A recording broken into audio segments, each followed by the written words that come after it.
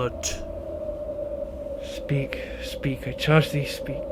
My hour is almost come, when I to sulphurous and tormenting flames must render up myself. What art thou that usurpest this time of night? I am thy father's spirit. Oh, God! Hamlet, mark me.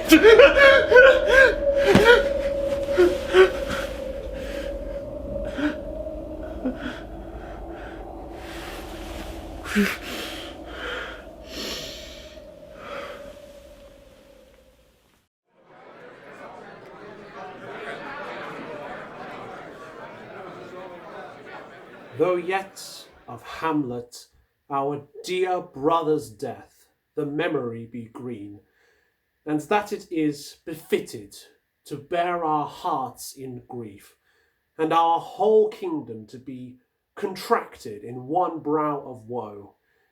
Yet so far hath discretion fought with nature, that we with wisest sorrow think on him. Now follows, that you know, young Fortinbras. Our last lord did slay our Fortinbras, who did forfeit with his life all those his lands which he stood seized off to the conqueror. Now, sir, young Fortinbras hath in the skirts of Norway here and there shocked up a list of lawless resolutes. Thus much the business is. We have here writ to Norway, uncle of young Fortinbras, who, impotent and bedrid, scarcely hears of this his nephew's purpose to suppress. And now, Laertes, what's the news with you? You told us of some suit. What is't? Your leave and favour to return to France? Have you your father's leave? He hath, my lord. Take thy fair hour, Laertes, time be thine, and thy best graces spend it at thy will. But now, my cousin Hamlet, and my son. A little more than kin, a little less than kind.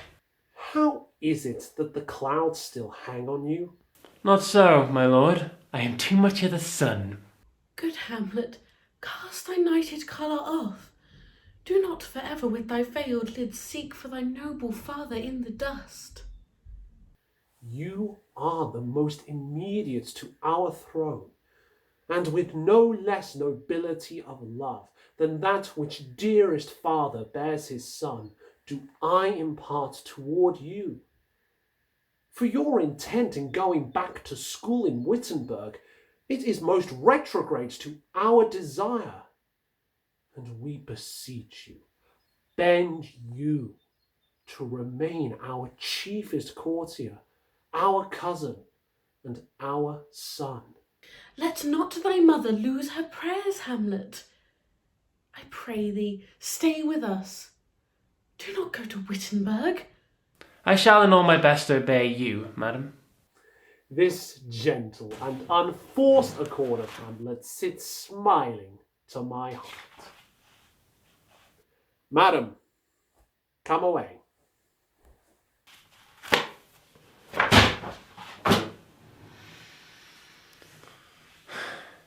Frailty, thy name is woman. But 2 months dead. Nay, not so much, not 2 she married.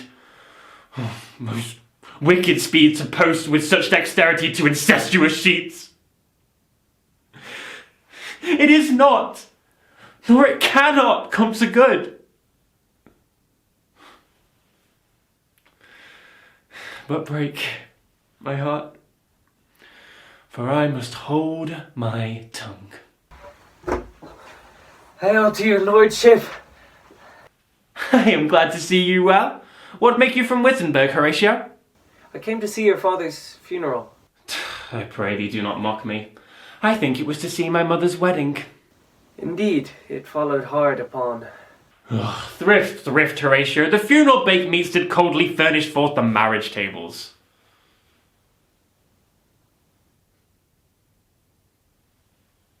my father. Methinks I see my father. Where, my lord? I think I saw him yesternight.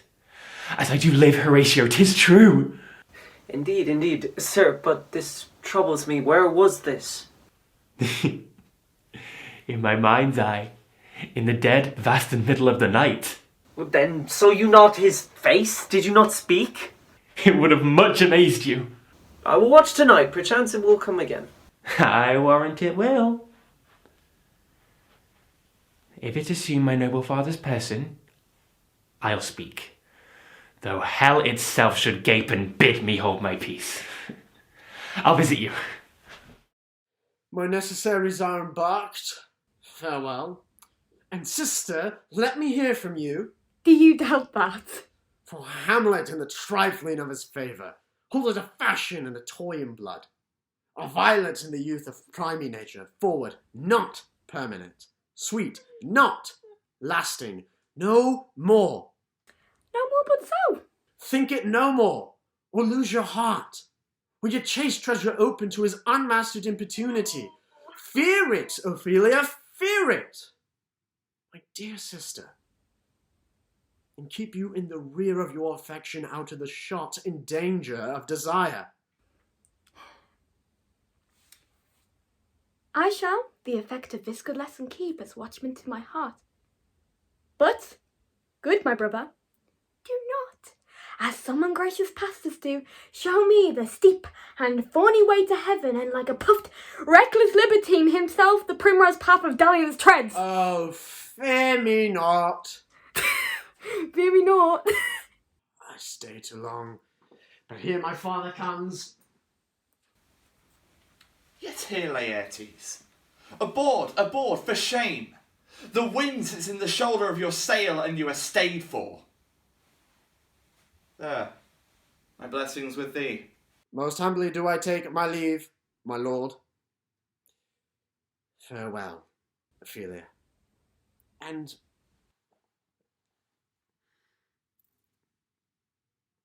remember well what I have said to you.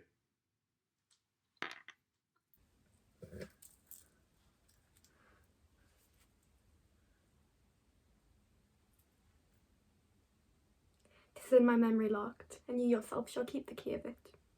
Farewell. Farewell. What is Ophelia? He hath said to you. So please you something touching the Lord Hamlet?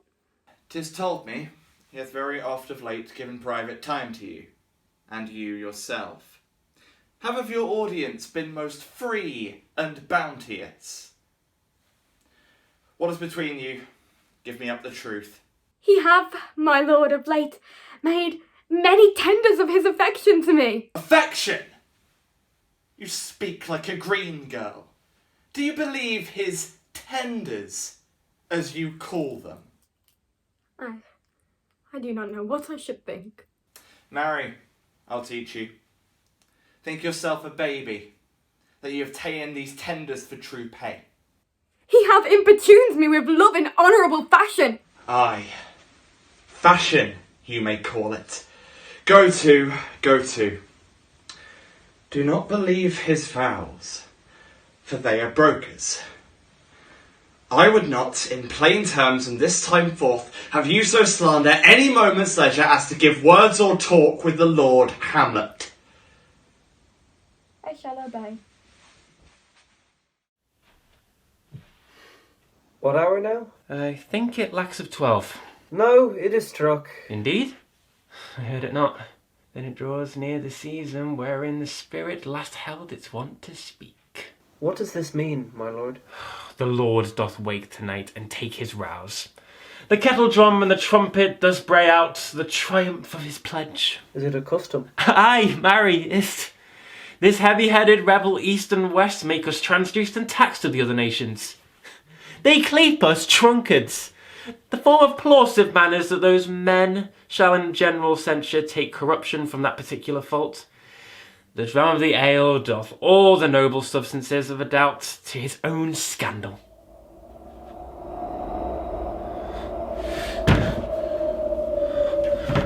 Hamlet Hamlet. Angels and ministers of grace, defend us. Be thou a spirit of health or a goblin damned.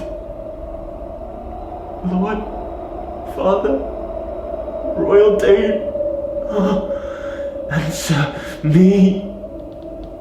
Mark me. I will. Speak, I am bound to hear. I am thy father's spirit. Lord. Doomed for a certain term to walk the night, and for the day confined to fast in fires. If thou didst ever thy dear father love, revenge his foul and most unnatural murder. Murder most foul, strange, and unnatural. Now, Hamlet, hear. 'Tis given out that, sleeping in my orchard, a serpent stung me. So the whole ear of Denmark is by a forged process of my death rankly abused. But know, thou noble youth, the serpent that did sting thy father's life now wears his crown. Oh, my prophetic soul, my uncle.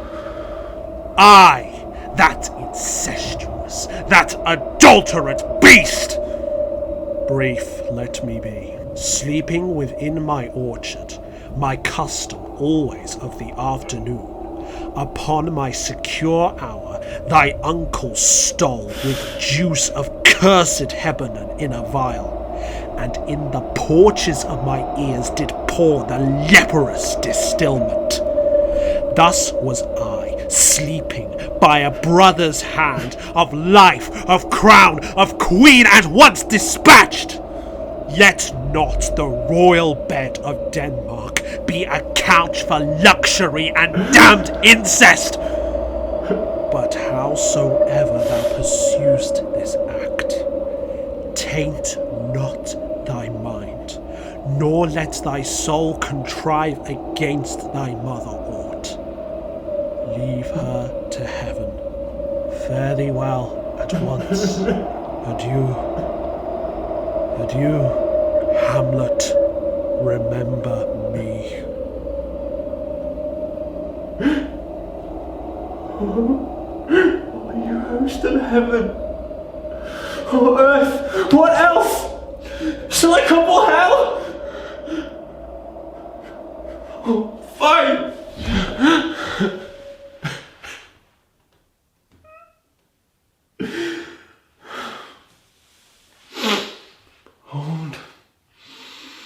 Hold my heart. Thou poor ghost, while memory holds a seat in this distracted globe, remember thee. Yea, from the table of my memory I'll wipe away all trivial fond records, and thy commandment all alone shall live within the book and volume of my brain.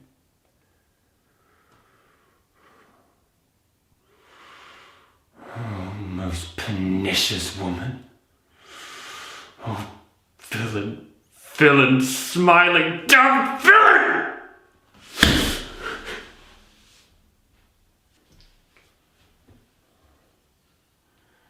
Now to my word.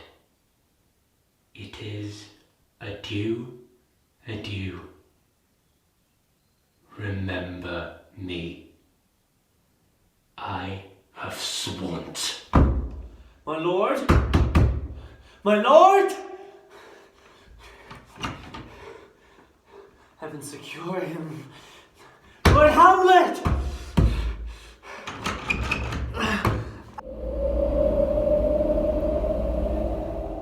Jolly boating weather and the hay harvest breeze, blade on the feather, shade off the trees. Swing together with your bodies between your knees. Swing, swing together with your bodies between our knees.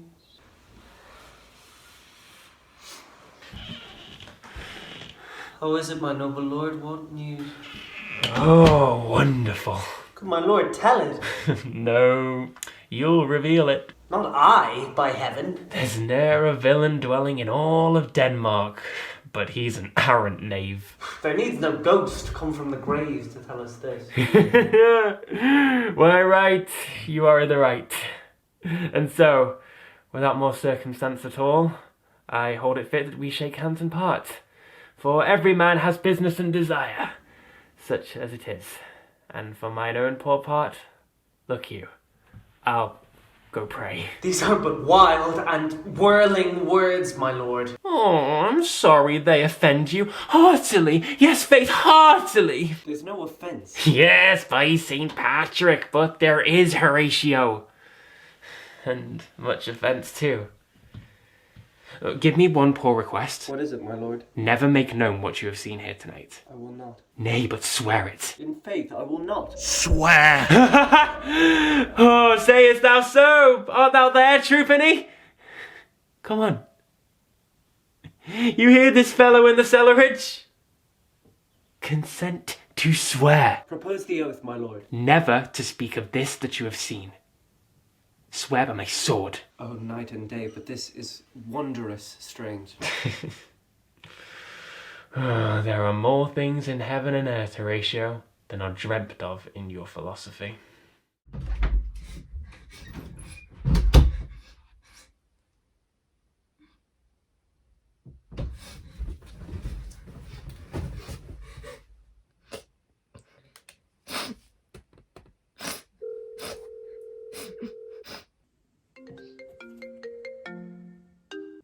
Ophelia?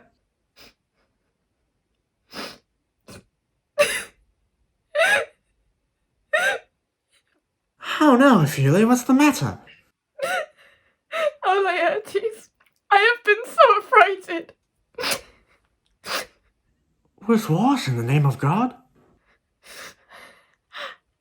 Well, as I was sewing in my closet, Lord Hamlet, with his doublet all unbraced, pale as his shirt, his knees knocking each other, and with a look so piteous in purport, as if he had been loosed out of hell.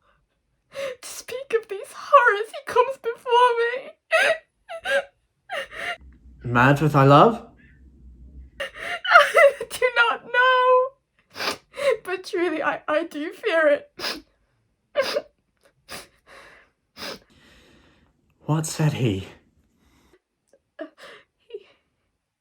He took me by the wrist and held me hard. He raised a sigh so piteous and profound, as it did seem to shatter all his bulk and end his being. That done, he lets me go, and with his head over his shoulder turned, he seemed to find his way without his eyes, for out of doors he went without the helps.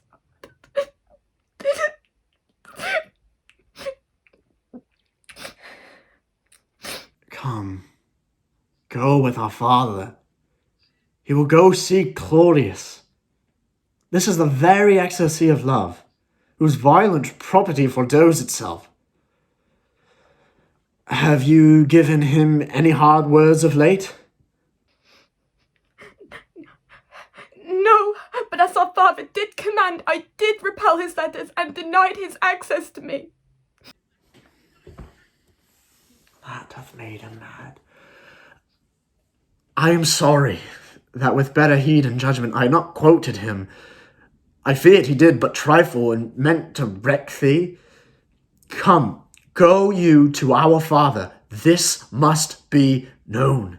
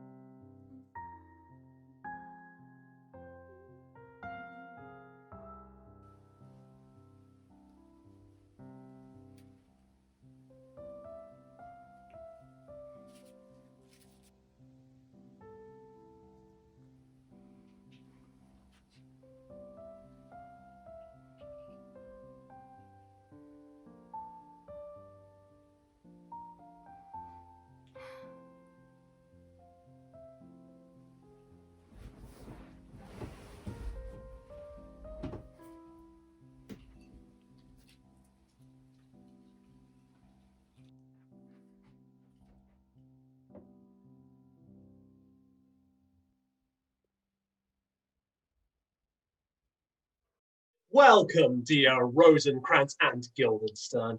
Moreover, that we much did long to see you. The need we have to use you did provoke our hasty sending. Something have you heard of Hamlet's transformation, so call it. He hath much talked of you, and sure am I 2 men there are not living to whom he more adheres. We entreat you both, that being of so young days brought up with him, that you vouchsafe your rest here in our court some little time. So by your companies to draw him on to pleasures, and to gather so much as from occasion, you may glean whether aught to us unknown afflicts him thus, that opened lies within our remedy. We both lay our service freely at your feet. Thanks, Guildenstern and gentle Rosencrantz, and I do beseech you to visit my too much changed son. Heavens make our presence and our practices pleasant and helpful to him. Yea, amen.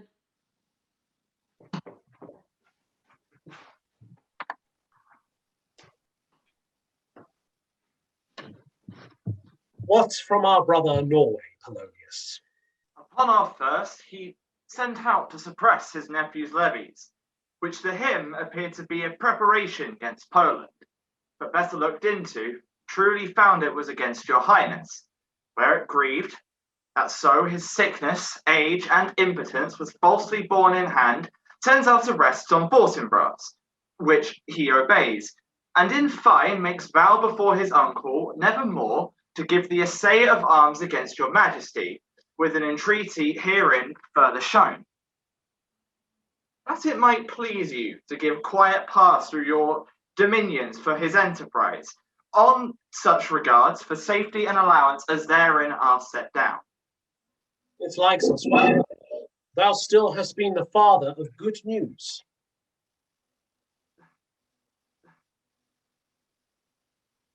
Have I, my lord?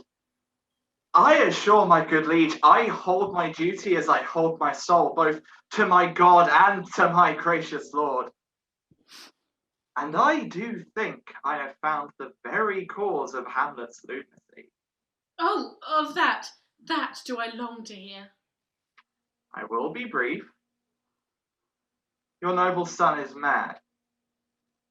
I have a daughter, while she is mine, who in her duty and obedience mark hath given me this. Now gather and surmise.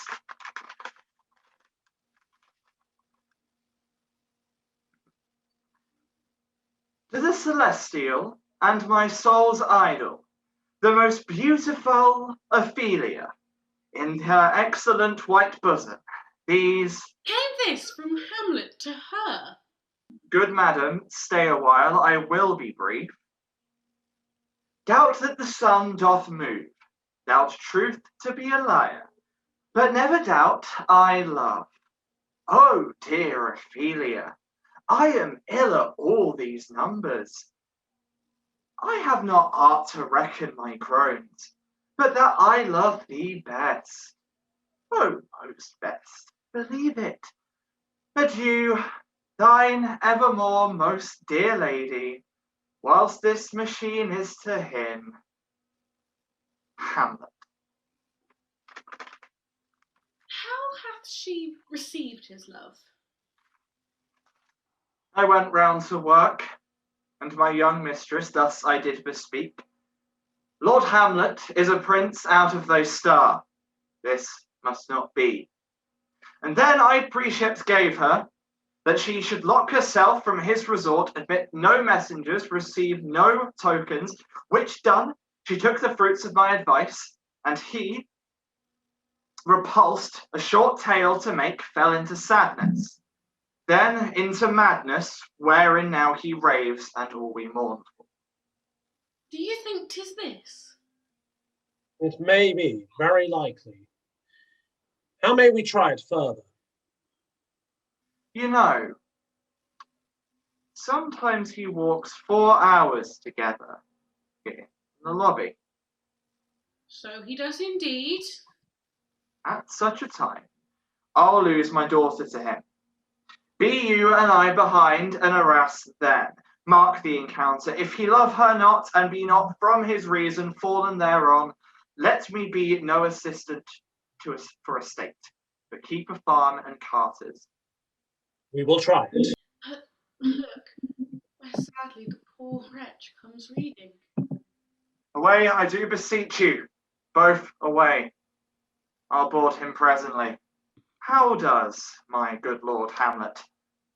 Well, God of mercy! Do you know me, my lord? Excellent, well, you are a fishmonger. Not I, my lord. Oh, then I would you were so honest a man. Honest, my lord. You have a daughter? I have, my lord. Let her not walk in the sun. Conception is a blessing, but not as your daughter may conceive. Friend, look to it. Still harping on my daughter, yet he knew me not at first. He is far gone, far gone. I'll speak to him again. What is the matter, my lord? Between who? I mean the matter that you read, my lord. Slanders, sir. For the satirical rogue says here that old men have grey beards, yet I hold it not honesty to have it thus set down, for yourself, sir, should be as old as I am if, like a crab, you could go backward. Will you walk out of the air, my lord? Into my grave.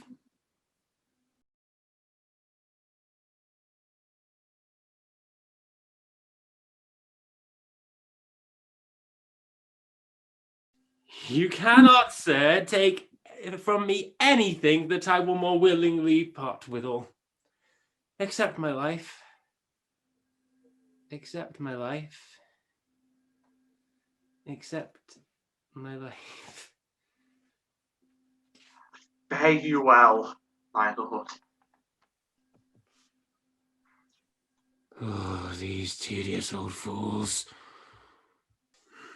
You wish to seek the Lord Hamlet? There he is. My honoured lord. My most dear lord! My excellent good friends. How dost thou, Guildenstern? Ha, Rosencrantz, what make you at Elsinore? To visit you, my lord, no other occasion. Were you not sent for? Is it your own inclining? Is it a free visitation? Come, deal justly with me, come on. Nay, speak. What should we say? Why, anything but to the purpose. You were sent for, and there is a kind of confession in your looks that your modesties have not craft enough to colour. I know the good lord and lady have sent for you. To what end? Well, that you must teach me. But come, let me inquire, let me conjure you by the light rights of our fellowship, by the consonancy of our youth, be even and direct with me whether you were sent for or no. My lord, we were sent for. And I will tell you why. I have of late, but wherefore I know not, lost all my mirth.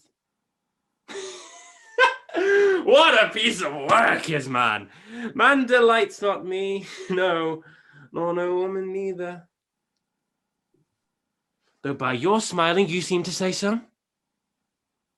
There was no such stuff in my thoughts. Why did you laugh then, when I did say man delights not me?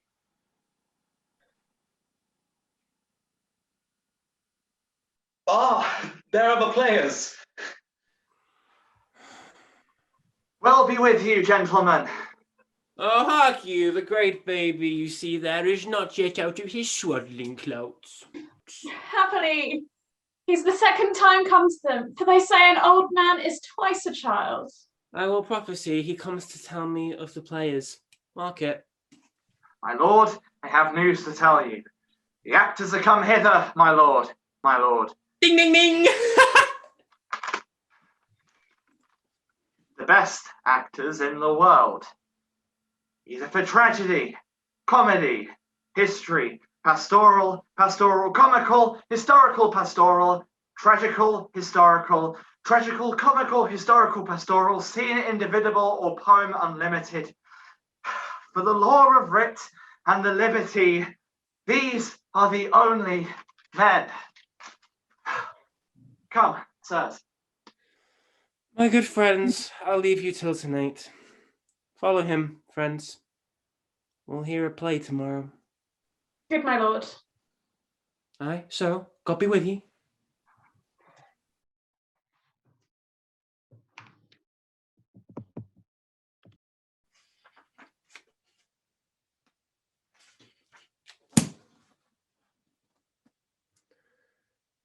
Now I am alone.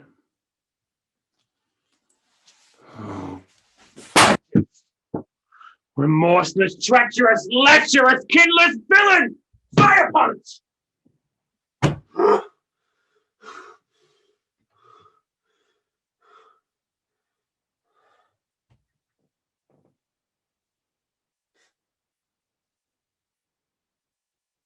I have heard that guilty creatures at a play have been, by the very cunning of the scene, been struck so to the soul that presently they have confessed their malefactions for murder.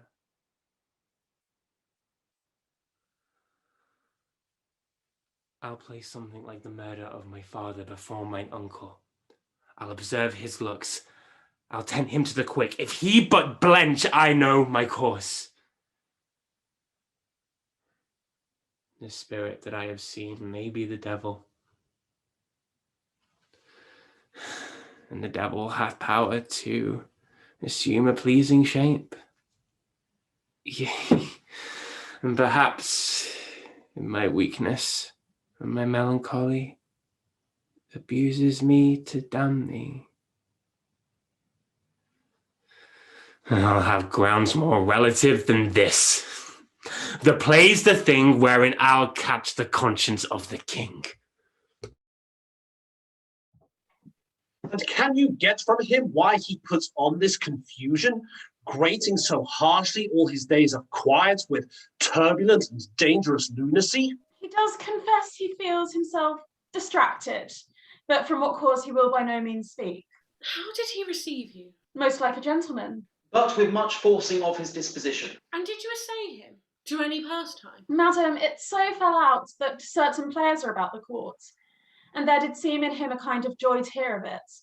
And, as I think, they have already ordered this night to play before him. 'Tis most true. And he beseeched me to entreat your lordship to hear and see the matter. It doth much content me to hear him so inclined. Good gentlemen, give him a further edge, and drive his purpose on to these delights. We shall, my lord. Sweet Gertrude, leave us too, for we have closely sent for Hamlet hither, that he, as 'twere by accident, may here affront Ophelia. Her father and myself, lawful espials, will so bestow ourselves that, seeing unseen, we may of their encounter frankly judge, and gather by him as he is behaved, if be the affliction of his love or no, that thus he suffers for. I shall obey you. And as for your part, Ophelia, I do wish that your good beauties be the happy cause of Hamlet's wildness. I wish it is so. Ophelia, walk you here. Read on this book. The show of such an exercise may colour your loneliness. We are oft to blame in this. 'Tis too much proved that with devotion's visage and pious action we do sugar o'er the devil himself. It is too true. How smart a lash that speech doth give my conscience. The harlot's cheek, beautied with plastering art, is not more ugly to the thing that helps it than is my deed to my most painted word. Oh, heavy burthen. I hear him coming. Let's withdraw, my lord.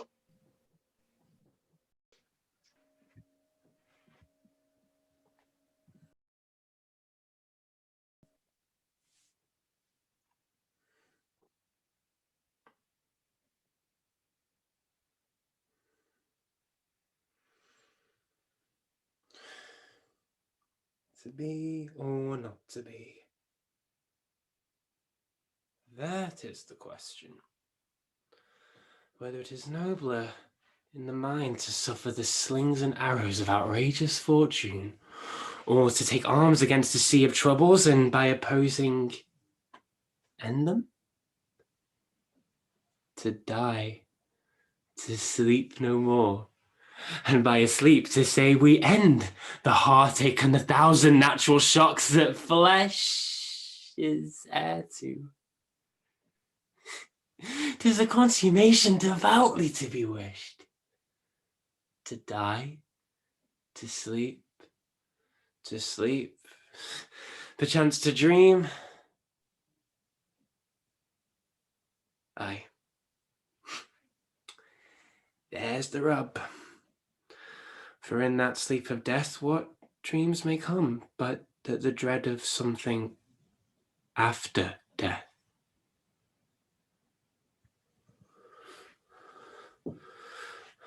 Soft you now.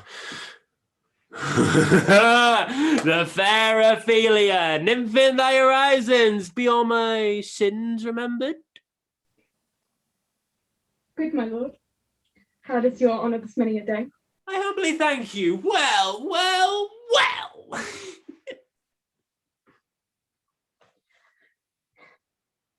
I have remembrances of yours that I have long longed to redeliver. Pray you receive them now. No, not I. I never gave you aught. You know right well you did. And with them, words so sweet breath composed has made the things more rich. The perfume's lost. Take these again, for to the noble mind, rich gifts wax poor when givers prove unkind. Are you honest? Are you fair? What means your lordship? That if you be honest and fair, your honesty should admit no discourse to your beauty. Could honesty have better commerce than beauty? Aye, truly, for the power of beauty will sooner transform honesty from what it is to be abhorred than the force of honesty can translate beauty into his likeness. This was sometime a paradox, but now the time gives it proof. I did love you once. Indeed. You made me believe so. You should not have believed me. I was the more deceived. Get thee to a nunnery! Why wouldst thou be a breeder of sinners? I am myself indifferent honest, but yet I could accuse me of such things that it were better my mother had not borne me. I am very proud, revengeful, ambitious. With more offences at thy beck than I have thoughts to put them in, imagination to give them shape, and time to act them in. Go thy way to a nunnery. Where's your father? At home. Let the doors be shut upon him, that he may play the fool nowhere but in his own house. You sweet heavens, help him! I have heard of your paintings too. Well enough. God has given you one face, and you make yourself another. You jig, you amble, and you lisp, and you nickname God's creatures to make your wantonness your ignorance. Go to. I'll no more on it. It hath made me mad. I say, we will have no more marriages. And if thou dost marry, marry a fool. For wise men know well enough what monsters you make of them. Let not a dejected woman lose her prayers, Hamlet. I pray thee. Stay with me. Stay with me. Frailty. Thy name is woman. Farewell. No. Ah!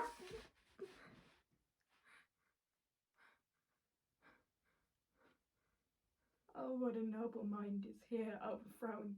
The courtiers, soldiers, scholars, eye, tongue, sword, the expectancy and rose. of the first day, the observed of all observers, quite down. And I, that sucked the honey from his music valves, now see the most noble and sovereign reason, like sweet bells, jangled out of tune and harsh, to have seen what I have seen. See what I see! Love, his affections do not that way tend, nor what he spake, though it lacked form a little, was not like madness. There's something in his soul, o'er which his melancholy sits on brood. He shall with speed to England, whereon his brain still beating puts him thus from fashion of himself. What think you on't? Shall do well, but yet I do believe the origin and commencement of his grief sprung from neglected love. How now, Ophelia? You need not tell us what Lord Hamlet said. We heard it all. My lord, do as you please, but if you hold it fit, after the play, let his mother all alone entreat him to show his grief. Let her be round with him, and I'll be placed, so please you, in the ear of all their conference. If she find him not, to England send him, or confine him where your wisdom best shall think. It shall be so. Madness in great ones must not unwatched go.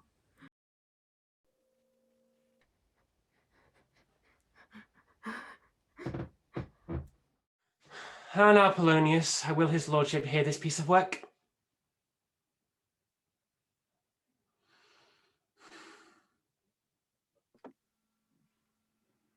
And her ladyship too, and that presently. But why? We help to hasten them. Ah, Ho oh. and ho, Horatio! I will bid his lordship make haste. Here, sweet lord, at your service. Horatio, thou art as just a man as ever my conversation could withal. Oh, my dear lord. Nay, do not think I flatter, since my dear soul was mistress of her choice, and could of men distinguish her election, hath steeled thee for herself. Give me that man that is not passion's slave, and I will wear him in my heart's core. Aye, in my heart of heart, as I do thee. There is a play tonight before the king. One scene of it comes near the circumstance which I have told thee of my father's death.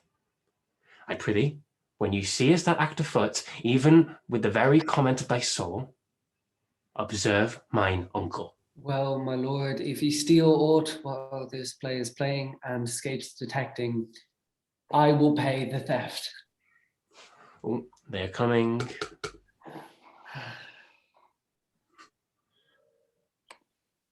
How fares our cousin Hamlet? What's the reason for this? Be the players ready? Aye, my lord, they stay upon your patience. Leave this, my dear Hamlet. Come hither, sit by me. No, good mother, here's metal more attractive. Oh ho, do you mark that? Lady, shall I lie on your lap? No. I mean, my head upon your lap? Do you think I meant country matters? I think nothing, my lord. Oh, that's a fair thought to lie between a maid's legs. Hamlet, be the players ready? Presently.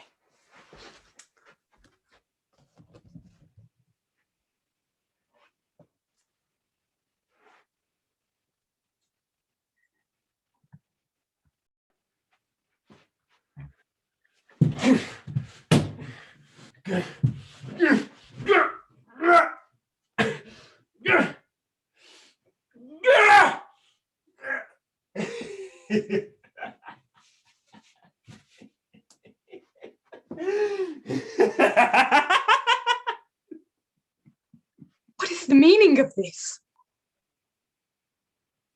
Mischief.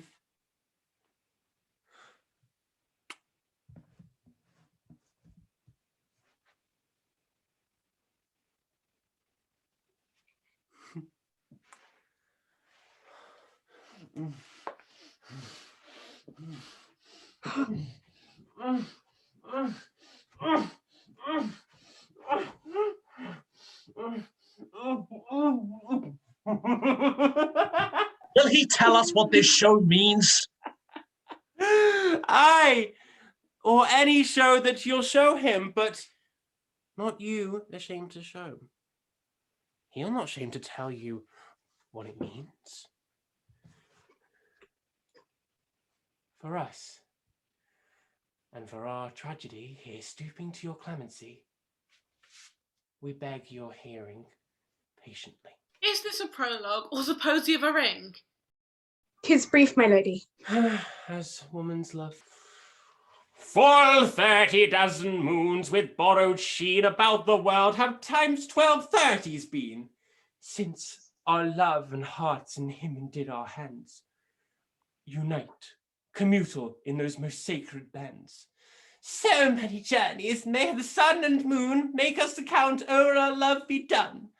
But woe is me, you are so sick of late, so far from cheer and from your former state, where love is great, and little its doubts are fear, where little fears grow great, great love grows there. Ah!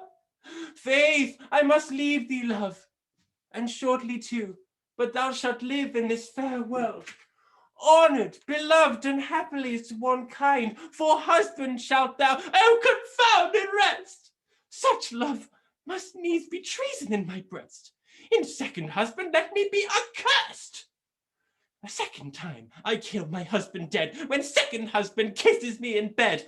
I do believe you think what now you speak, but what we do determine oft we break. So think thou wilt no second husband wed, but die thy thoughts when thy first lord is dead, each opposite, but blanks to the face of joy. Meet what I would have, well it destroy. Both here and hence pursue me lasting strife, if once a widow I ever be a wife. 'Tis deeply sworn. Sweet, leave me here a while. My spirits grow dull, and I fain I would beguile thy tedious day with sleep. Sleep rock thy brain, and never come mischance between us twain.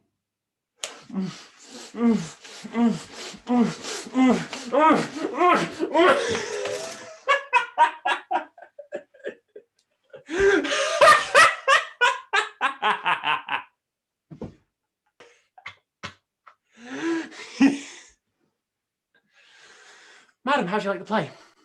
The lady protests too much, methinks. Oh, but she'll keep her word.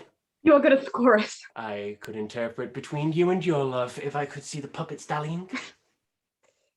You are keen, my lord. Very keen. It would cost you a groaning to take off my edge. Begin, Hamlet. Pox, leave thy damnable face and begin.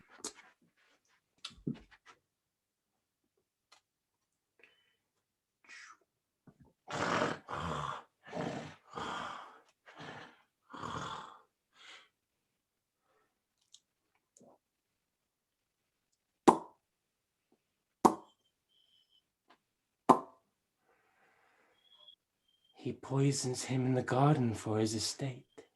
You shall see anon how the murderer gets the love of Gonzago's wife. His lordship rises. What? Fighting with false fire? How fares my lord? Give all the play. Give me some light. Away.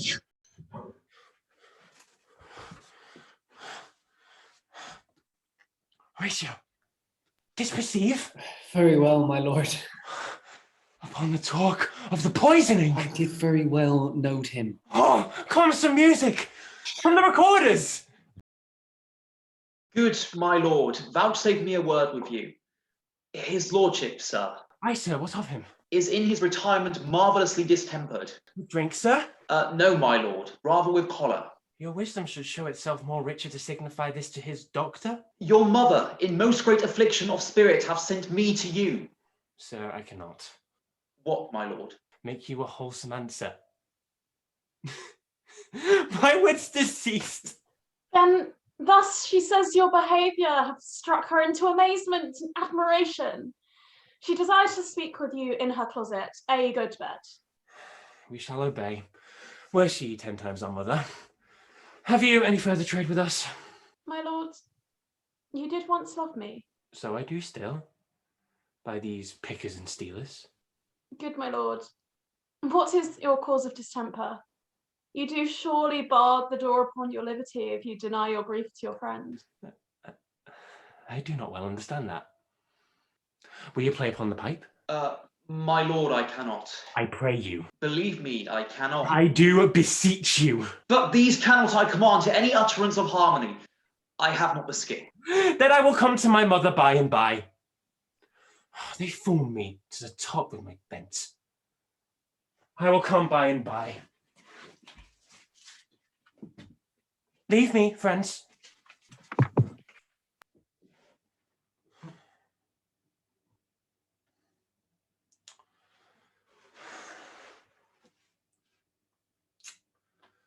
"'Tis now the very witching time of night,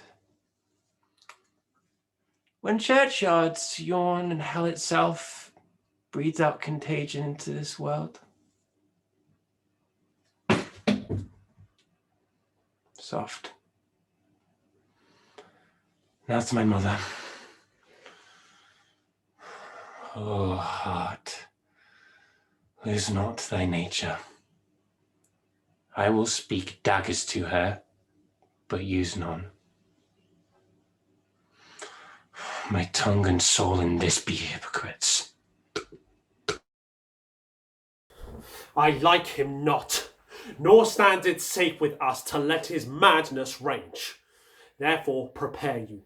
I your commission will forthwith dispatch, and he to England shall along with you. We will ourselves provide. Most holy and religious fear it is to keep those many bodies safe that live and feed upon your lordship. My lord, he is going to his mother's closet. Behind the arras, I'll convey myself. I'll call upon you ere you go to bed and tell you what I know. Thanks, dear my lord.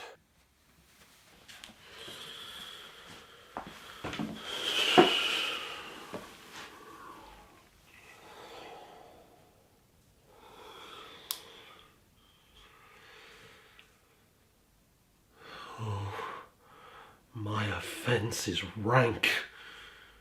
It smells to heaven. It hath the primal eldest curse upon't, a brother's murder. Pray can I not? Though inclination be as sharp as will, my fault is past. But oh, what form of prayer can serve my turn? Forgive me my foul murder? That cannot be, since I am still possessed of those effects for which I did the murder. My crown, mine own ambition, and my lady. May one be pardoned and retain the offence? Try what repentance can, what can it not? Yet what can it when one cannot repent? O wretched state! O bosom black as death! Art more engaged? Help, angels! Make essay! Bow, stubborn knees! And heart with strings of steel be soft as sinews of the newborn babe.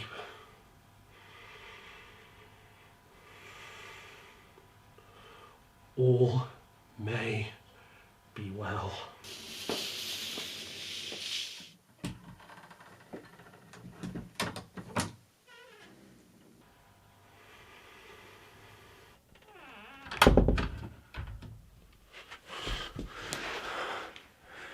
Now might I do it. Now he is praying. Now I'll do it. And so he goes to heaven, and so am I revenged. That would be scanned. A villain kills my father, and for that I, his sole son, do this same villain send to heaven. This is hire and salary, not revenge. He took my father grossly, full of bread. But in our circumstance and course of thought, 'tis heavy with him. And am I then revenged to take him in the purging of his soul when he is fit and seasoned for his passage? No. Up, sword, and know thou one more horrid hint. When he is drunk asleep, or in his rage, or in the incestuous pleasure of his bed, then trip him, that his heels may kick at heaven, and that his soul may be as damned and black as hell, whereto it goes.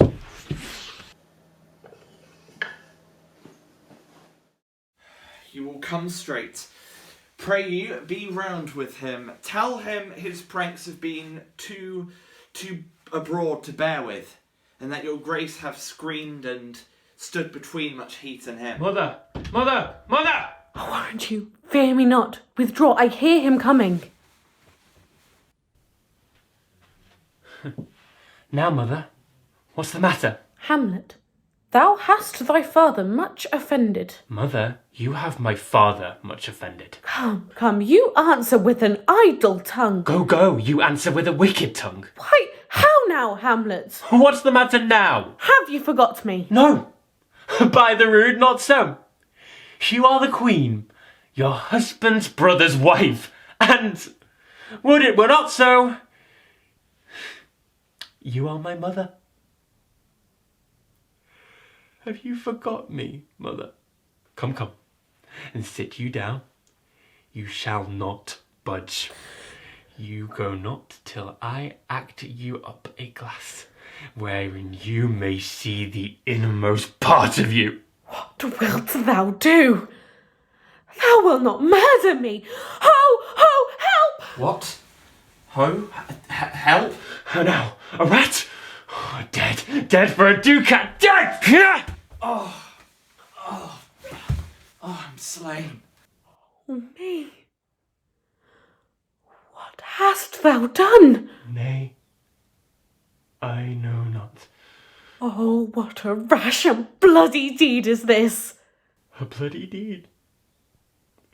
Almost as bad, a good mother, as to kill a lord and marry with his brother. To kill a lord! Aye, lady, 'twas my word. Thou wretched, rash, intruding fool! I took thee for thy better! What have I done that thou darest wag thy tongue in noise so rude against me?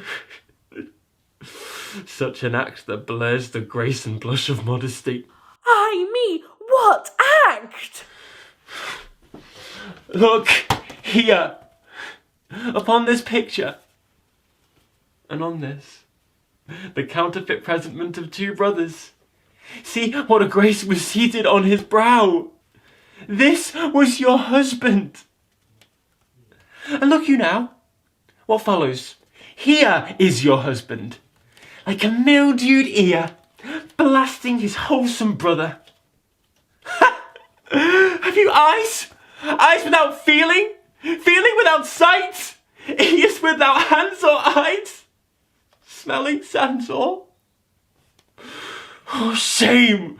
Where is thy blush? Oh, Hamlet, speak no more. Thou turn'st mine eyes into my very soul. Nay, but to live in the rank of sweat of an unseen bed, stewed in corruption, honeying and making love over the nasty Speak to me no more. These words, like daggers, enter in mine ears. No more, sweet Hamlet. A murderer and a villain! No more! A lord of shreds and patches!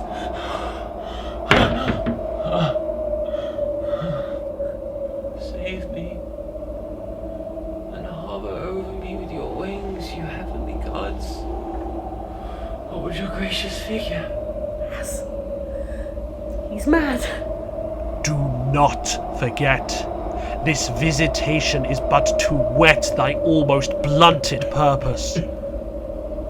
But look, amazement on thy mother sits. Oh, step between her and her fighting soul. conceit in weakest bodies, strongest works. Speak to her, Hamlet. How is it with you, lady? Alas, how is't with you, that you do bend your eye on vacancy, and with the incorporeal air do hold discourse? O gentle son, whereon do you look? On him. On him. Look you, how pale he glares. To whom do you speak this? Do you see nothing there? Nothing at all. Nor did you nothing hear? Nothing but ourselves. Why, look you there! Look how it steals away! My father, in his habitat, as he lived. This, the very coinage of your brain, this bodiless creation of ecstasy is very cunning in. Ecstasy? My pulse as yours does temporarily keep time and makes as healthy a music. It is not madness that I have uttered. Mother, for your love of grace, confess yourself to heaven. Repent what's past, avoid what is to come, and do not spread the compost on the weeds to make them ranker. Forgive me this, my virtue. Oh, Hamlet, thou hast cleft my heart in twain. Oh, throw away the worser part of it and live the purer with the other half. Good night. But go not to mine uncle's bed. Assume a virtue if you have it not. Refrain tonight. And that shall lend a kind of easiness to the next abstinence. Once more, good night. And when you are desirous to be blessed, our blessing beg of you. For this same Lord, I do repent, and will answer well the death I gave him. So, again, good night. I must be cruel only to be kind. Thus bad begins, and worst remains behind. One word more, good lady. What shall I do? Let the bloat lord tempt you again to bed. Pinch wanton on your cheek, call you his mouse, and let him, for a pair of reachy kisses, make you to ravel all the matter out. That I am essentially not in madness, but mad in craft. 'Twere good you let him know. Be thou assured, if words be made of breath and breath of life, I have no life to breathe what thou hast said to me. I must to England. You know that? Alack, I had forgot. 'Tis so concluded on. This man shall set me packing. I'll lug the guts into the neighbour room. Mother, good night. Indeed, this counsellor is now most still, most secret, and most grave, who is in life a foolish prattling knave. Come, sir, to draw toward an end with you. Good night, mother.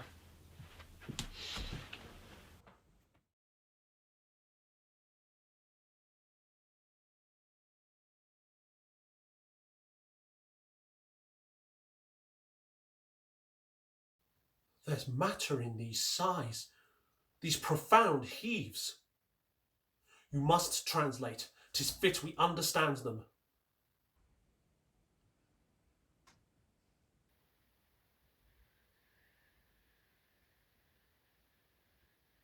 Where is your son? My lord, what have I seen tonight? What, Gertrude? How does Hamlet? Mad as the sea and wind when both contend which is the mightier. In his lawless fit behind the arras, hearing something stir, whips out his rapier, cries, a rat, and in his brainish apprehension kills unseen good old man.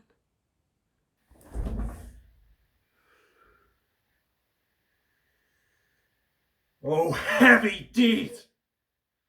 It had been so with us had we been there. His liberty is full of threats to all, to you yourself, to us, to everyone. Alas, how shall this bloody deed be answered? This mad young man. But so much was our love, we would not understand what was most fit. Where is he gone?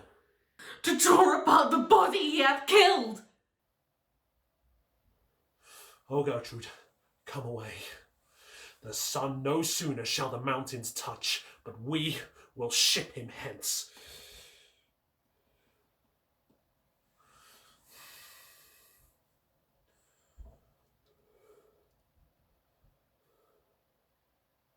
Ho, Guildenstern, Rosencrantz, friends both, go join you with some further aid. Hamlet in madness hath Polonius slain, and from his mother's closet hath he dragged him. Go seek him out, speak fair, and bring the body into the chapel. I pray you, haste in this. Come, Gertrude. Oh, come away. My soul is full of discord and dismay.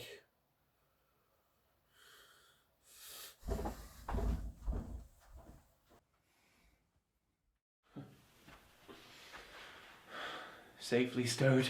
Hamlet, Lord Hamlet! What noise? Who calls on Hamlet? What have you done with the dead body, my lord?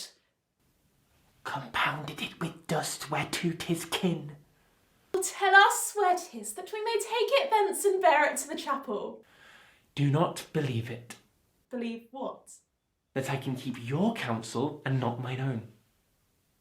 Besides, to be demanded of a sponge. What replication should be made by the son of a lord? Take you me for a sponge, my lord? Aye, sir, that sucks up the lord's countenance, his rewards, his authorities. I understand you not, my lord. You must tell us where the dead body is, and go with us to our lord. The body is with the Lord, but the Lord is not with the body. The body is a thing. A thing? Of nothing. Bring me to him. Hide fox, and all after.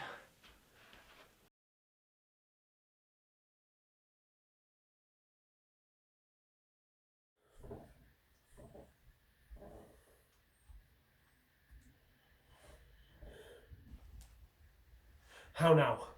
What hath befallen? Where the dead body is bestowed, my lord, we cannot get from him. Bring him before us. Ho, Guildenstern, bring in my lord.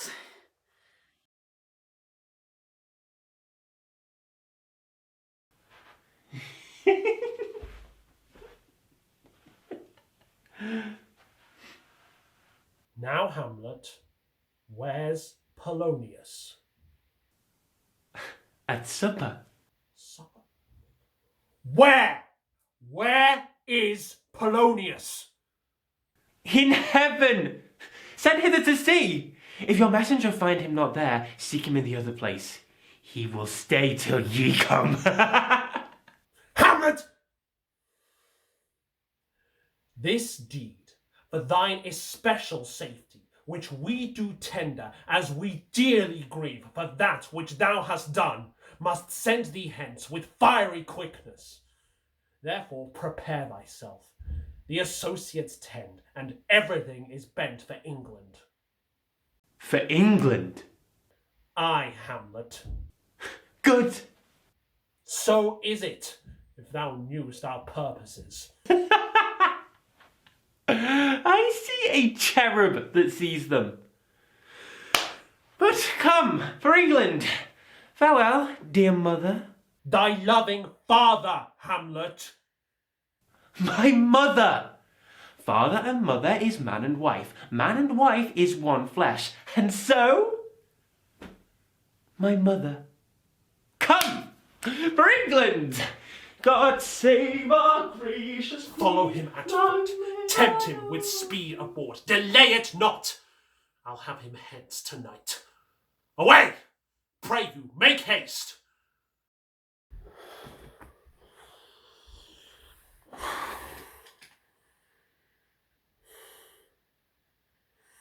And England, if my love thou hold'st at aught, thou mayest not coldly set our sovereign process, which imports at full, by letters congruing to that effect, the present death of Hamlet.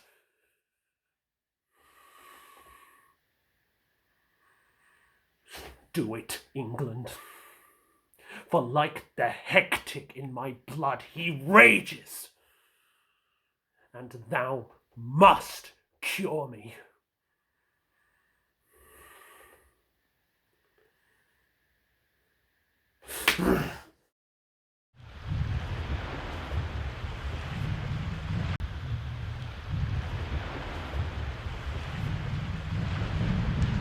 Good sirs, what powers are these? They are of Norway, my lords, How purposed, I pray you? against some part of Poland. Who commands them?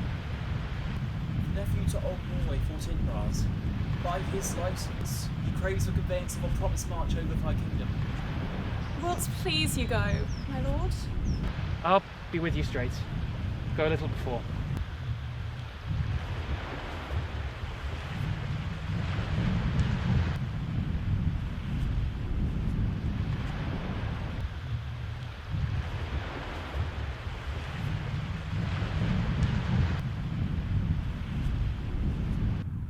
Witness this army of such mass and charge, led by a delicate and tender prince, whose spirit with divine ambition puffed makes mouths at the invisible event, exposing what is mortal and unsure to all that fortune, death, and danger dare, even for an eggshell.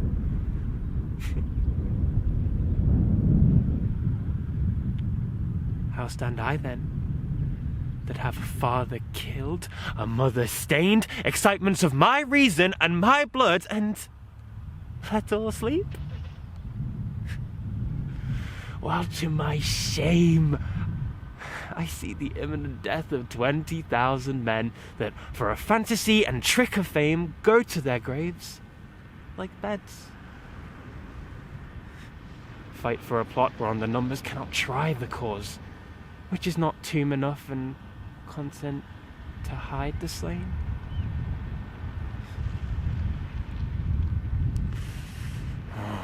From this time forth, my thoughts be bloody or be nothing worth.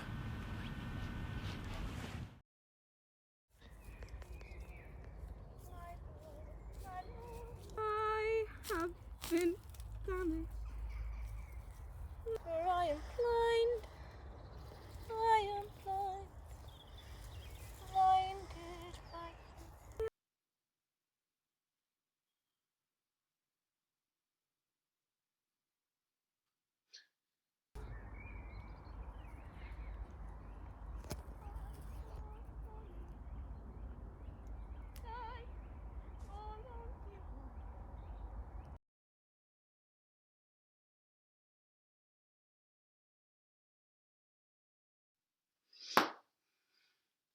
I will not speak with her. She is importunate. Indeed, distract, her moods will needs be pitied. What would she have? She speaks much of her father. Says she hears there's tricks in the world and hems and beats her heart, spurns enviously at straws. Speaks things in doubt that carry but half sense. Her speech is nothing. For good she were spoken to, for she may strew dangerous conjecture in ill-breeding minds. Let her come in.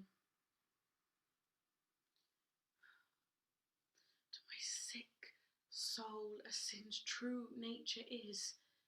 Each toy seems prologue to some great amiss. So full of artless jealousy's guilt, it spills itself in fearing to be spilt. Where is the beauteous majesty of Denmark? How now, Ophelia? How should I your true love know from another one?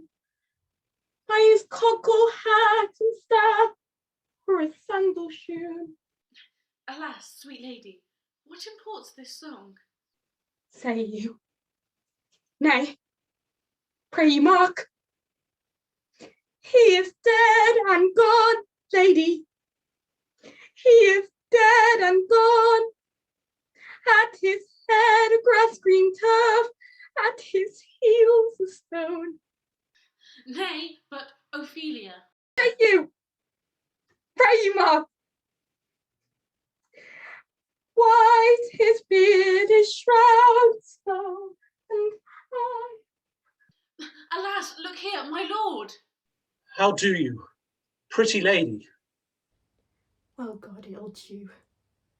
They say the owl was a baker's daughter. Lord, we know what we are, but we don't know what we may be. God be at your table. Conceit upon her father. Pray you, let's have no more words of this. But when they ask you what it means, say you this. Tomorrow is St. Valentine's Day, all in the morning betime, and I, your maid at your window, to be your Valentine. Then up he rose and donned his clothes and juked the chamber door.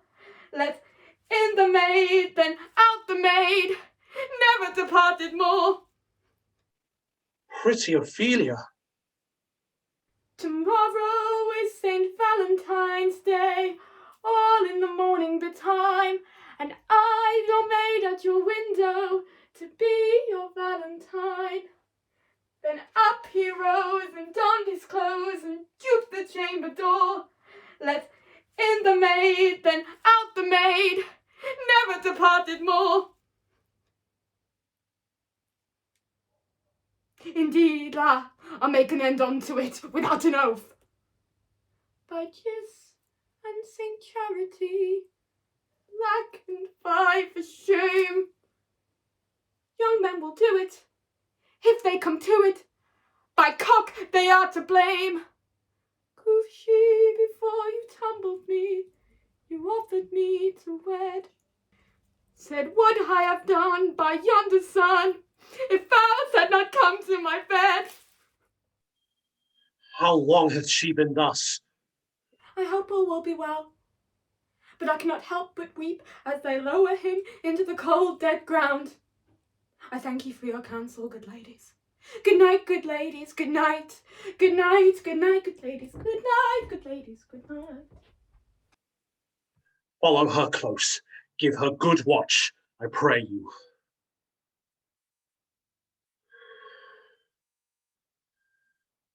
Oh, this is the poison of deep grief.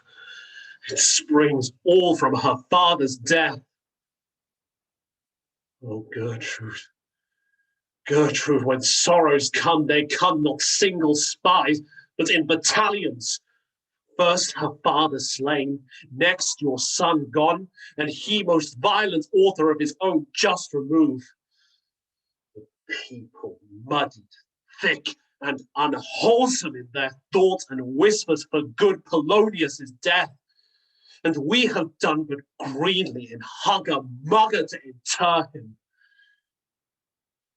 Poor Ophelia, divided from herself and her fair judgment. Her brother is in secret come from France, feeds on his wonder, keeps himself in clouds, and wants not buzzers to infect his ear with pestilent speeches of his father's death. Oh, my sweet Gertrude, this, like to a murdering piece, in many places gives me superfluous death. Alack! What noise is this? What is the matter?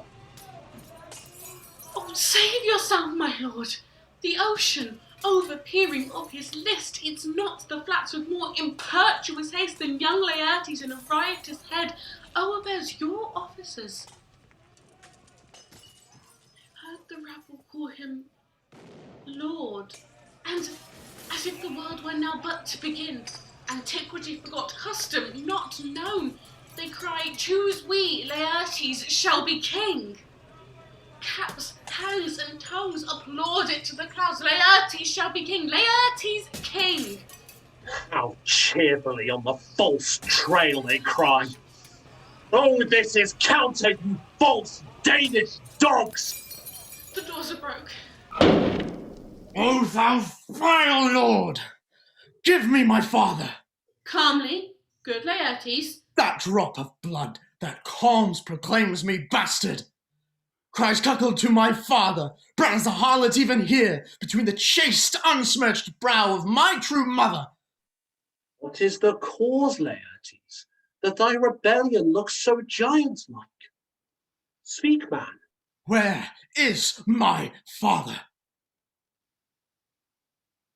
Dead. But not by him.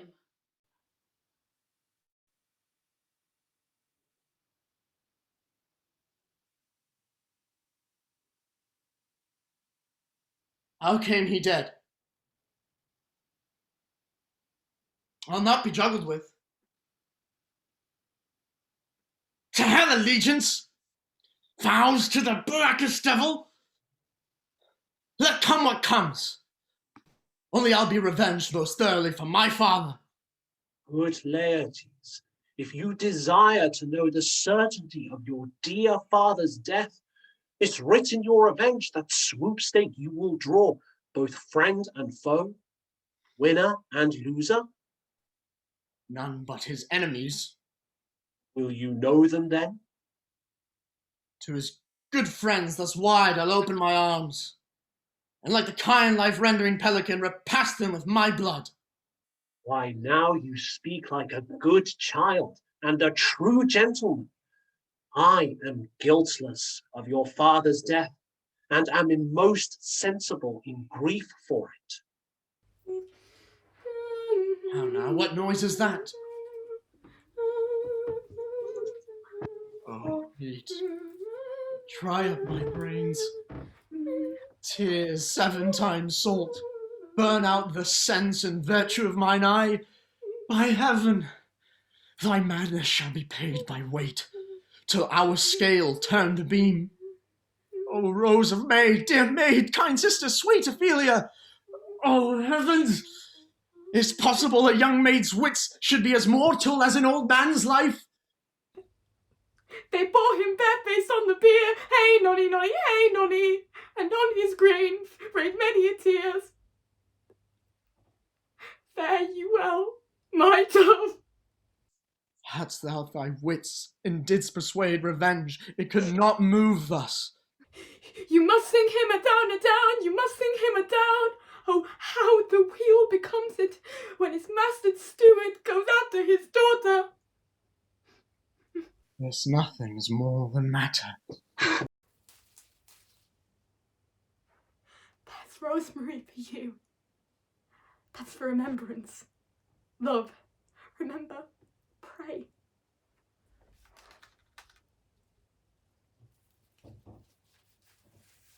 And pansies. That's for thoughts. Documents, madness, thoughts, and remembrance fitted. There's columbines. And fennel. Here's fruit for you. Here's some for me too. They call it the herbal grace of Sunday. Oh, how you must wear your rue with a difference.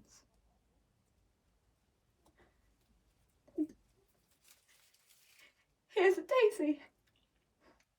I would give you a violet, but they all withered when my father died. And will he not come again? Will he not come again? No, no, he is dead. Go to thy deathbed. He will never come again. His beard was as white as snow, or flaxen was his poll. He is gone. He is gone. And we cast away a moan. May God have mercy on his soul. And to all the good Christian souls, I pray for thee. God bless ye. And to all the good Christians. Do you see this, O God? Laertes, I must commune with your grief, or you deny me right. Go but apart. Make choice of whom your wisest friends you will, and they shall hear and judge twixt you and me. If by direct or by collateral hand they find us touched, we will our kingdom give, our crown, our life, all that we can ours to you in satisfaction. But if not, be you content to lend your patience to us, and we shall jointly labor with your soul to give it to you content. Let this be so. And where the offense is, let the great axe fall.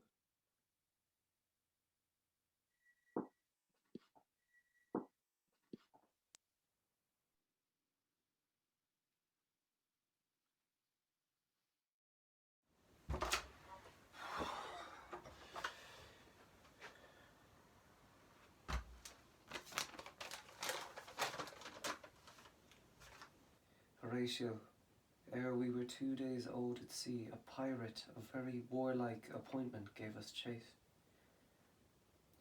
Finding ourselves too slow of sail, we put on a compelled valour, and in the grapple I boarded them. On the instant they got clear of our ship, so I alone became their prisoner. They have dealt with me like thieves of mercy, but they know what they did. I am to do a good turn for them. Let thine lordship have the letters I have sent, and repair thou to me with as much speed as thou wouldst fly death. I have words to speak in thine ear would make thee dumb, yet are they much too light for the bore of the matter. These good fellows will bring thee where I am. Rosencrantz and Guildenstern hold their course for England. Of them I have much to tell thee. Farewell, he that knowest thine. Hamlet.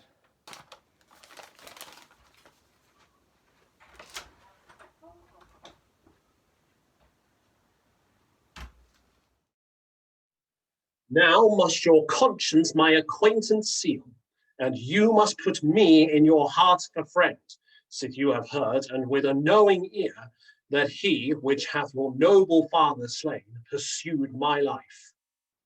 It well appears. But tell me why you proceeded not against these feats. Oh, for two special reasons. His mother, she's so conjunctive to my life and soul, that as the star moves not but in his sphere, I could not but by her.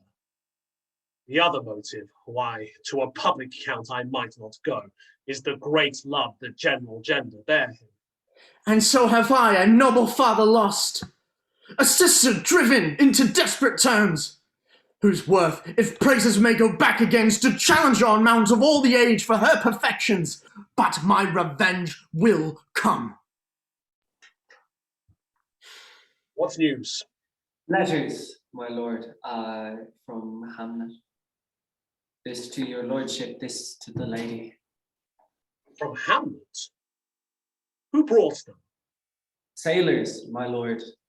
They say, I heard them not. Laertes, you shall hear them. Leave us. High and mighty, you shall know I am set naked on your kingdom. Tomorrow shall I beg leave to see your kingly eyes, when I shall, first asking your pardon thereunto, recount the occasion of my sudden and more strange return.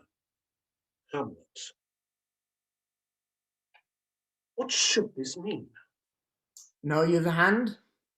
It is Hamlet's character, naked.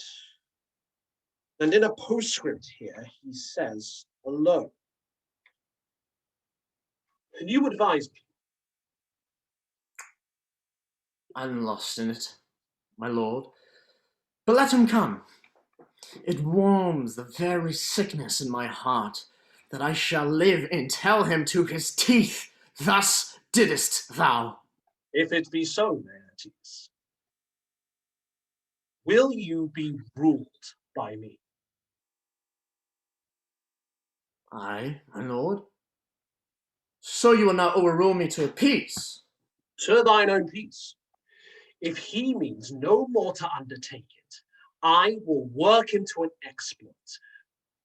Now ripe in my device, even his mother shall uncharge the practice and call it accident. My lord, I will be ruled. The rather, if you could devise it so that I might be the organ. It falls right. Laertes, what would you undertake to show yourself your father's son indeed, more than in words? To cut his throat in the church. No place indeed should murder sanctuarize. Revenge should have no bounds. But, good Laertes, when you do this, keep close within your chamber. Hamlet, returned, shall know you are come home. He, being remiss, will not peruse the foils, so that, with ease, you may choose a sword unbaited, and in a pass of practice, requite it for your father. I will do it, and for that purpose, I'll anoint my sword. I bought an unction off a mountebank, so mortal that, but dip a knife in it, where it draws blood, no cataplasm so rare, collected from all simples that have virtue under the moon, can save the thing from death. Let's think further of this. When in your motion you are hot and dry, as make your bouts more violent to that end, and that he calls for drink, I'll have prepared him a chalice for the nonce, whereon, but sipping, if he by chance escape your venom stuck, our purpose may hold there. How now, sweet queen? One woe doth tread upon another's heel, so fast they follow. Your sister's drowned, Laertes.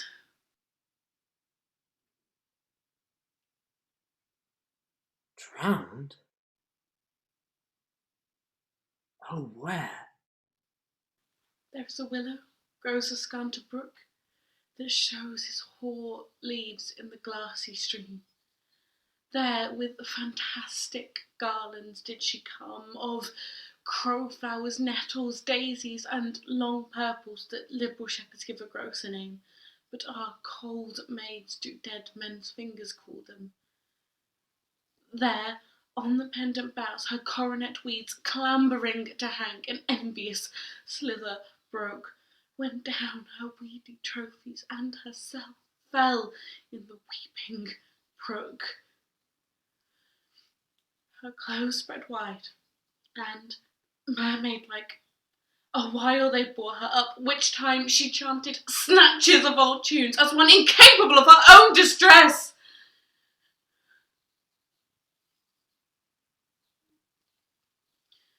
But long it could not be, till that her garments, heavy with their drink, pulled the poor wretch from her melodious lay to muddy death. Alas, then, she is drowned.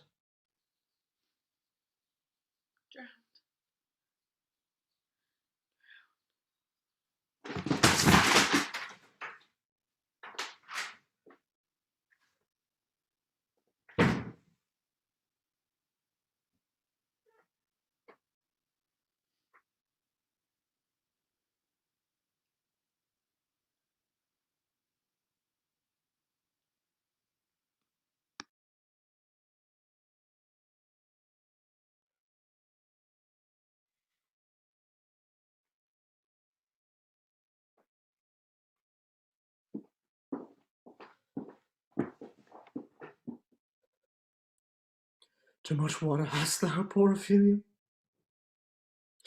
Therefore I forbid my tears. Adieu, my lord. I have a speech of fire that fain would blaze, but that this folly doubts it.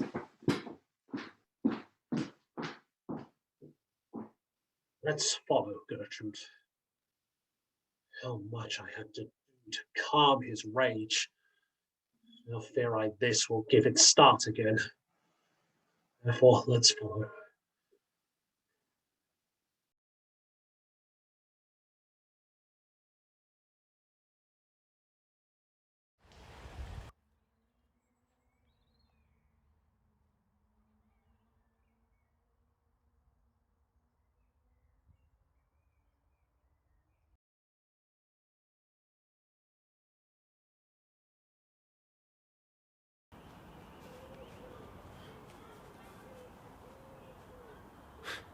Has this fellow no feeling of his business, that he sings at grave-making?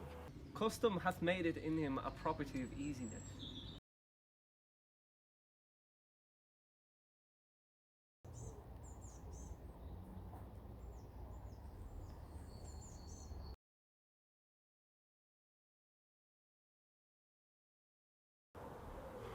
My mother and uncle. Who is this they follow, and with such maimed rites? Oh, that is Laertes, a very noble youth. Couch me a while, and mark. What ceremony else? Her obsequies have been as far enlarged as they have warranters. Her death was doubtful, and, but a great commander oversways the order. She should in ground unsanctified have lodged till the last trumpet for charitable prayers. Shards, flints, and pebbles should be thrown on her. Yet here she is allowed her virgin krantz, her maiden struments in the bringing home of bell and burial, and from her fair and unpolluted flesh may violets spring. Sweets to the sweet. Farewell. I hoped thou shouldst have been my Hamlet's bride. I thought thou bridebed to have decked, and not have strewed thy grave. What? Fair Ophelia.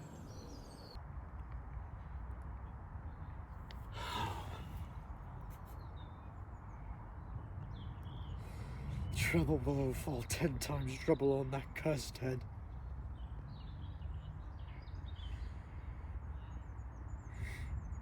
Whose wicked deed thy most ingenious hands deprived thee of.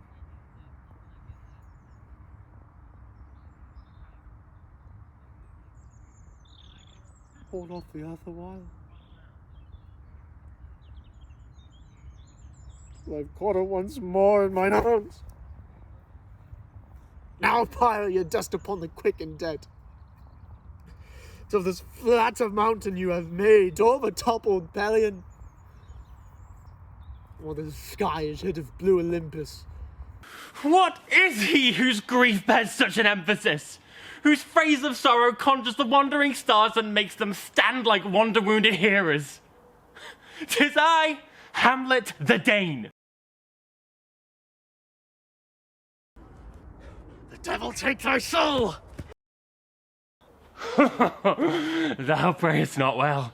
I pray thee, take thy fingers from my throat, for though I am not splentative and rash, yet I have something in me dangerous, which let thy witnesses fear. Hold off thy hand! Hamlet? Hamlet! Good my lord, be quiet. Why, I will fight him upon this theme until my eyelids no longer wag! Oh, my son, what theme? I loved Ophelia! 40,000 brothers could not, with all their quantity of love, make up my sum. What wilt thou do for her? Oh, he is mad, Laertes. For the love of God, forbear him! Swounds, show me what thou'lt do. Would weep, would fight, would fast, would tear thyself? I'll do it! Dost thou come here to whine? To outface me with leaping in her grave? Be buried quick with her, and so will I. This is mere madness. What is the reason you use me thus? I loved you ever. But it is no matter. Let Hercules himself do what he may. The cat will mew, and the dog will have his day. I pray you, good Horatio, wait upon him. Strengthen your patience in our last night's speech. We'll put the matter to the present push. Good Gertrude, set some watch over your son. This grave shall have a living monument. An hour of quiet shortly shall we see. Till then, in patience our proceeding be.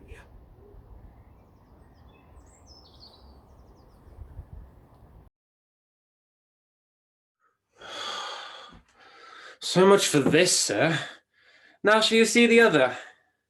You do remember all the circumstance? Remember it? Sir, in my heart there was a kind of fighting that would not let me sleep. Up from my cabin, in the dark, I groped to find out them, fingered their pocket, and in fine withdrew to mine own room again, making so bold my fears, forgetting manners, to unseal their grand commission. Where I found, Horatio, royal knavery, an exact command not to stay the grinding of the axe. My head should be struck off. Is it possible? Here's the commission. Read it at more leisure, but wilt thou hear me how I do proceed? I beseech you, my lord. Being thus benetted round with villainies, I sat me down, devised a new commission. I once did hold it, as our statists do, a baseness to write fair, and laboured much how to forget that learning, but sir, now it did me yeoman service. Wilt thou know the effect of what I wrote? Aye, my good lord. An earnest conjuration from the king, as England was his faithful tributary, as love between them like the palm might flourish, and that on the view and knowing of these contents, without debatement further, more or less,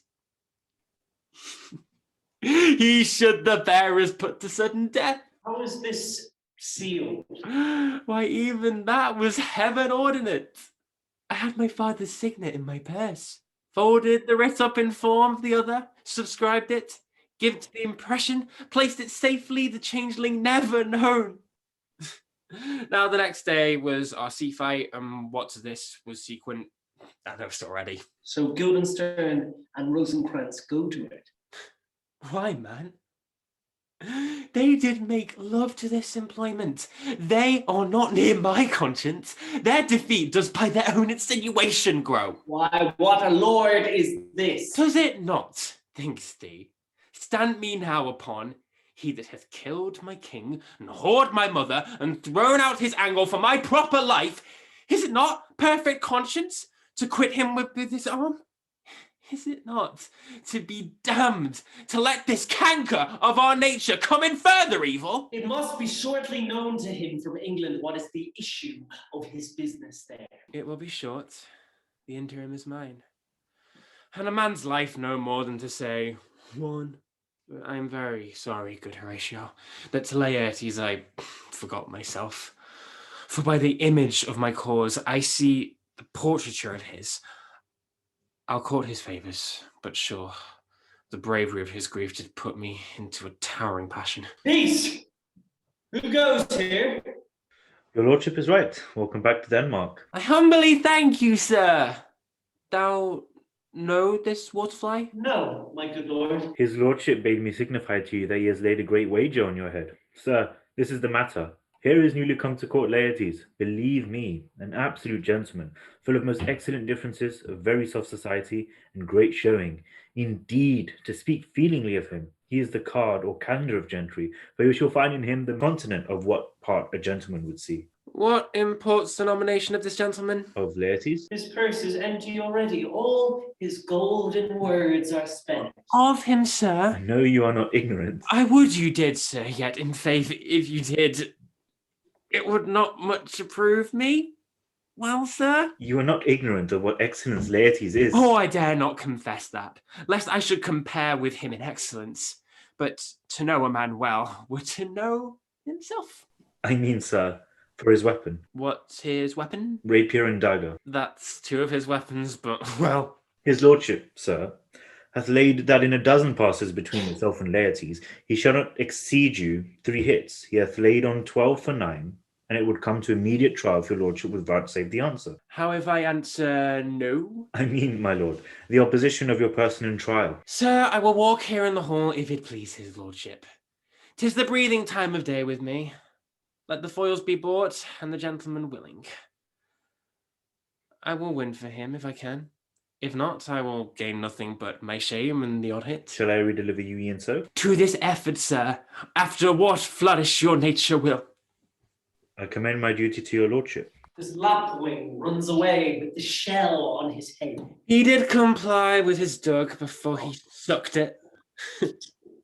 Thus has he, and many more of the same bevy that I know the dressy age totes on, only got the tune of the time and outward habit of encounter.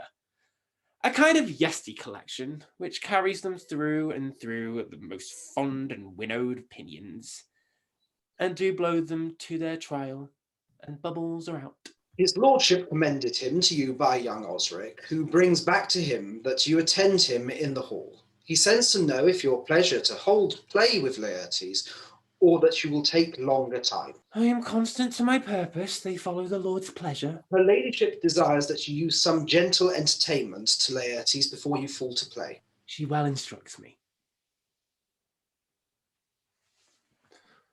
You will lose this wager. I do not think so. Since he went into France, I have been in continual practice. I shall win at the odds. But thou wouldst not think how ill all's here about my heart, but it is no matter. Nay, good my lord. Give me your pardon, sir. I have done you wrong. But pardon it as you are a gentleman. This presence knows, and you must needs have heard, how I am punished with sore distraction. What I have done, that might your nature, honour, and exception roughly awake, I here proclaim was madness. Was it Hamlet wronged Laertes? Never Hamlet. If Hamlet from himself be taken away, and when he's not himself does wrong Laertes, then Hamlet does it not. Hamlet denies it. Who does it then? His madness. If it be so, Hamlet is of the faction that is wronged. His madness is poor Hamlet's enemy. Sir, let my disclaiming from a purposed evil free me so far in your most generous thoughts that I have shot mine arrow over the house and hurt my brother. I am satisfied in nature, whose motive in this case should stir me most to my revenge. But in terms of honour, I stand aloof, and when no concealment, till by some elder masters of known honour, I have a voice in precedent of peace, to keep my name ungawed. But till that time, I do receive your offered love like love, and will not wrong it. I embrace it freely, and will this brother's wager frankly play. Come, give us foils, come on. Come, one for me. I'll be your foil. Laertes, in my ignorance, your skill shall, like a star in the darkest night, stick fiery off indeed. You mock me, sir. Oh, no, by this hand. Cousin Hamlet, you know the wager? Very well, my lord. Your grace hath laid the odds over the weaker side. I do not fear it. I have seen you both. But since he is bettered, we have therefore odds. This is too heavy. Let me see another. This likes me well. Set me the stoops of wine upon that tin. If Hamlet give the first or second hit, or quit in answer of the third exchange, let all the battlements their ordnance fire. I shall drink to Hamlet's better breath, and in this cup a union shall be. richer than that which 4 successive kings in Denmark's crown have won. Come, begin, and you, the judges, bear a wary eye. Come on, sir. Come, my lord.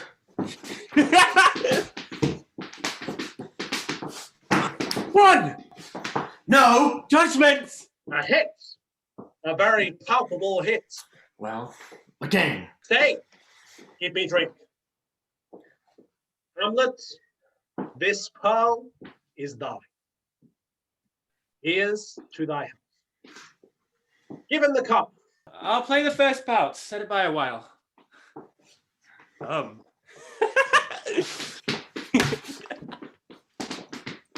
Another hit! What say you? Touch, I do confess. Our son shall win. He is fat and scant of breath. Here, Hamlet, take my napkin, rub thy brows. Good madam. Gertrude! Do not drink. I shall, my lord. I pray thee, pardon me. It is the poisoned cup. It is too late. I dare not drink yet, madam. By and by. Come, let me wipe thy face. My lord, I'll hit him now. I do not think to. And yes, 'tis almost against my conscience. Come for the third, Laertes, you but dally. I pray you, pass with your best violence. I'm afeard you make a wanton of me. Say so. How about you now? Put them, they are incensed. Oh, nay. Come, again! Look there to her ladyship, ho! How does the queen? She swoons to see them bleed. No, no. The drink. Oh, dear Hamlet. The drink. I am poisoned.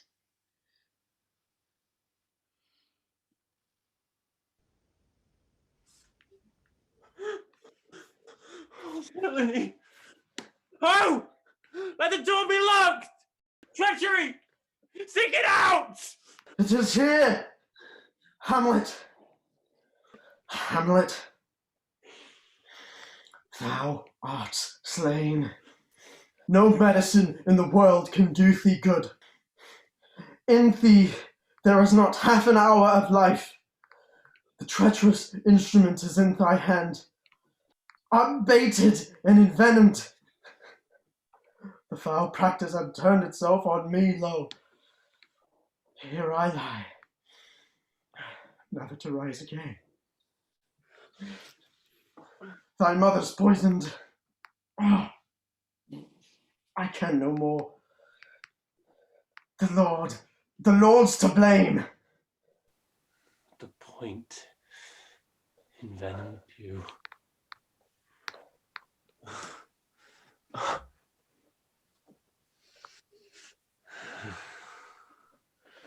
Then venom to thy work. Oh, yes, defend me, friends, I am but hurt. Thou incestuous, murderous, damn it, Dane! Drink off the potion! Is thy union here? Follow my mother. He is justly served. It was a poison tempered by himself. Exchange forgiveness with me, noble Hamlet. Mine and my father's death come not upon thee, nor thine on me. Heaven make thee free of it. I am dead, Horatio.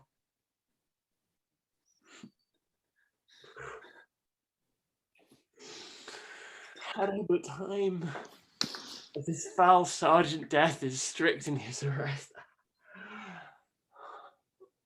Oh, I could tell you. Let it be. Horatio.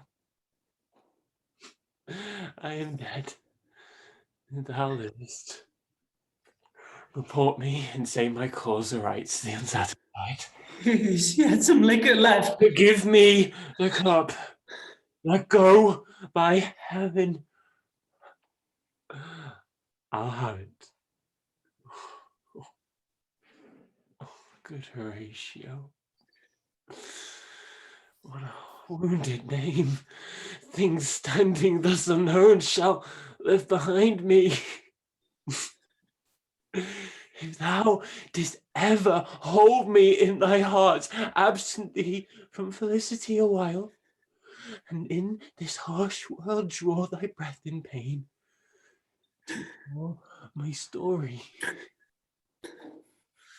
No, no, no, no, no, no.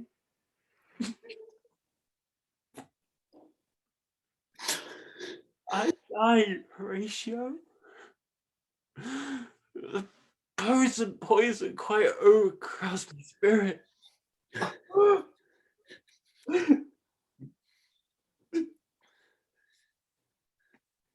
I cannot live to hear the news from England, but I do prophesy the election lights on Fortinbras. He has my dying voice, so tell him with the occurrence, more or less, which have solicited.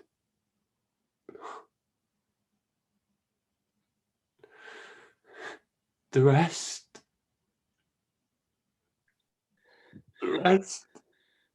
is silence.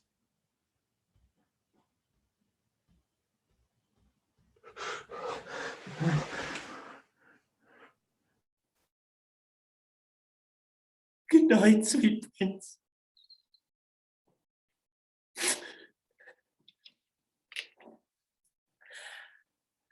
And flights of angels sing thee to thy rest.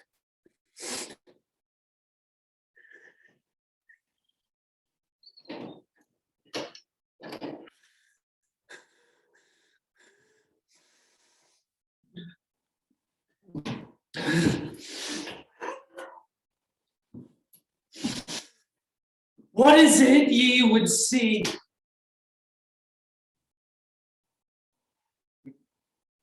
If aught of woe or wonder, cease your search.